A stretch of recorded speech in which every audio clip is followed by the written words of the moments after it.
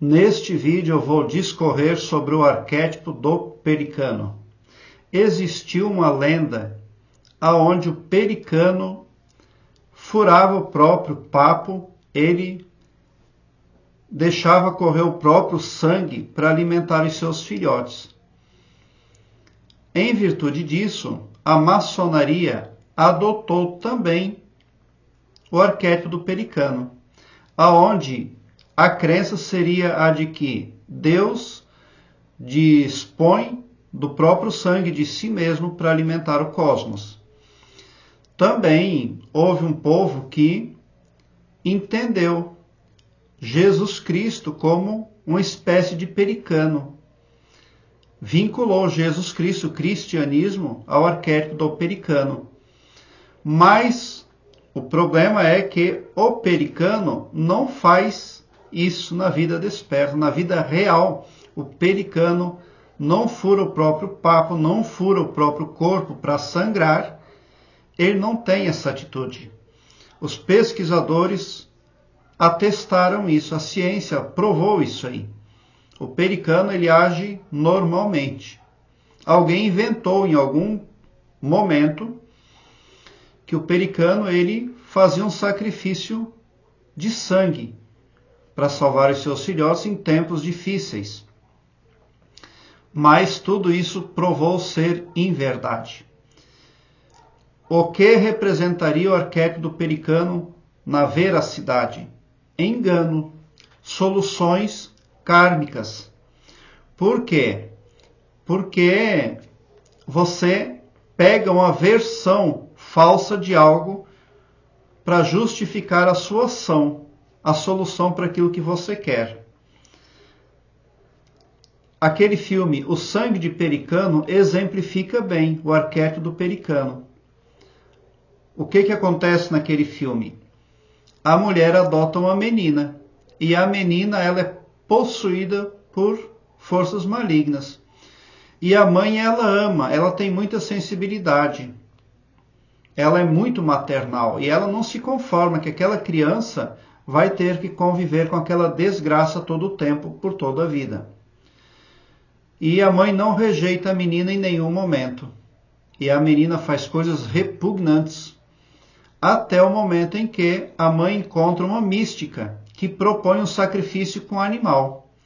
Aí a mística fala, olha, aquele animal lá, aquele cavalo, vamos cortar a cabeça daquele cavalo, fazer um ritual e o espírito maligno vai abandonar o corpo da sua filha, adotada.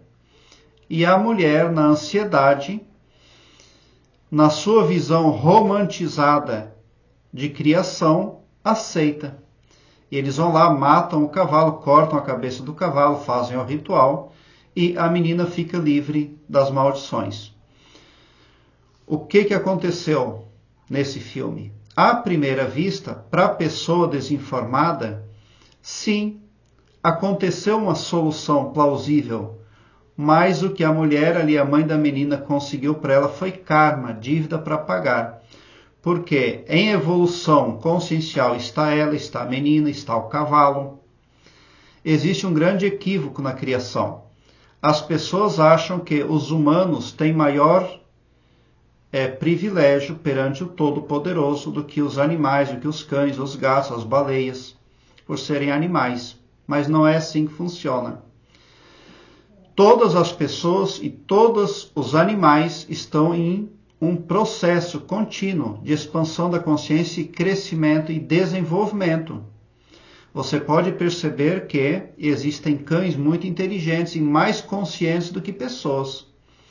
Existem aí gatos, existem muitos animais que eles realmente têm um mental muito, muito desenvolvido, muito expandido.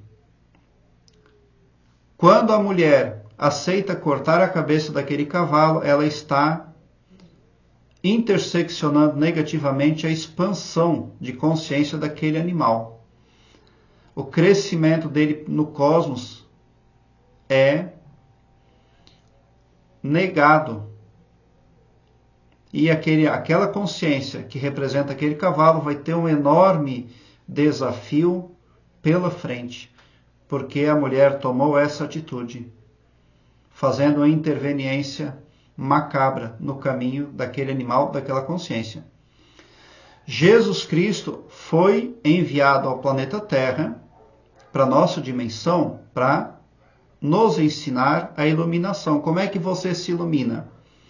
Diga não a todas as coisas erradas, nem que isso custe a sua própria vida, nem que eles matem você. Importa é que você seja coerente e justo, para você sair dessa dimensão, desse planeta e avançar de patamar na escala evolutiva. É isso que Jesus Cristo veio fazer. O Todo-Poderoso Criador não mandou Jesus Cristo para ser sacrificado por ninguém. Quem assentou isso aí na história foram as lideranças religiosas e políticas. E foram elas também que formaram a Bíblia. As autoridades da época é que tinham poder para instituir a Bíblia. Ninguém mais tinha. Então, o que as autoridades políticas e religiosas não aceitavam não era incluído na Bíblia. Então, a Bíblia não representa a palavra de Deus. No entanto, ela é sim um livro sagrado e divino que precisa ser visto, precisa ser pesquisado com muita racionalidade e não com emoção, não com romantismo. E é exatamente isso que a Matrix quer que você faça, que você olhe para o livro com muita emoção, com muito romantismo. A Matrix não quer que você saiba a verdade. Então, o arquétipo do pericano não pode ser representatividade do sacrifício de uma pessoa em benefício de outra. Pode até ser, mas no equívoco, na enganação, no falseamento, na falta de apuração de informações. O pericano pode representar, no máximo, o arquétipo daquilo que não é legítimo, daquilo que não é esperado pelo Todo-Poderoso. Quando você toma uma decisão que resolve seus problemas, mas que prejudica terceiros, a dívida vem para você pagar, o peso vem para você. E eu até sempre falo no meu canal, nunca desejo mal para as pessoas que fazem o mal para você. Porque naturalmente, automaticamente, elas já vão pagar. E se você desejar o mal para elas, o peso para elas carregar será maior ainda. Não duvide nunca disso. Então é isso que acontece lá no filme Sangue de Pericano. A versão verdadeira do que acontece naquele filme é a cósmica. Foi errado o que aquela mulher fez. Elias, como ela deveria ter resolvido o problema daquela criança? De muitas outras formas, com conhecimento verdadeiro. E não com o conhecimento disponibilizado pela Matrix através dos místicos, das religiões, da área da saúde, da área da política. Você está resolvendo seus problemas aqui nessa dimensão, nesse planeta, com o timbre mental disponibilizado por o Todo-Poderoso ou pelo Todo-Poderoso da Matrix. Elias, quem é a Matrix? A Matrix é a gestão que comanda o planeta Terra. Mas ela é macabra, quer o Todo-Poderoso só para ela e para ninguém mais.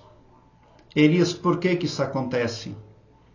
Porque para iluminar o planeta, porque a iluminação tomaria o comando da Matrix. Ela perderia força e poder sobre o planeta Terra, se o planeta fosse iluminado. Mas não tem como iluminar o planeta, não é possível. Porque seria necessário um número considerável de pessoas amando o seu próximo como a si mesmo. E 2000 anos passaram-se a partir da mensagem do ensino de Jesus, e as pessoas não conseguem praticar o verdadeiro amor, mas conseguem ser falsas. Porque elas se dizem cristãs, mas não são. Ser cristão envolve um sacrifício. Amar o próximo como a si mesmo e dizer não às coisas erradas. Para amar o próximo como a si mesmo, você precisa dizer não, nem que isso custe a sua própria vida. Prezado internauta, eu quero agora que você alargue um belo sorriso no seu rosto, porque quando você vem para o meu canal, o seu pavilhão mental vai clareando mais e mais à medida que você se permite ser iluminado, porque o escopo espiritual do meu trabalho aqui no YouTube prospecta o bem para todos, indistintamente o amor cristão, que desconhece limites e fronteiras.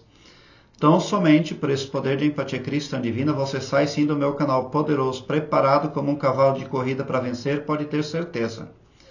Obrigado pelo seu like, se inscreva no meu canal e ative o sininho para me seguir, porque quem me segue, segue o bem. Bote um sorriso largo no seu rosto, porque se você chegou no meu canal, prova que vocês são sim os sonhadores mais amados da Via Láctea, porque o meu trabalho eu faço sempre com muito amor. Muita gratidão por assistir aos meus vídeos.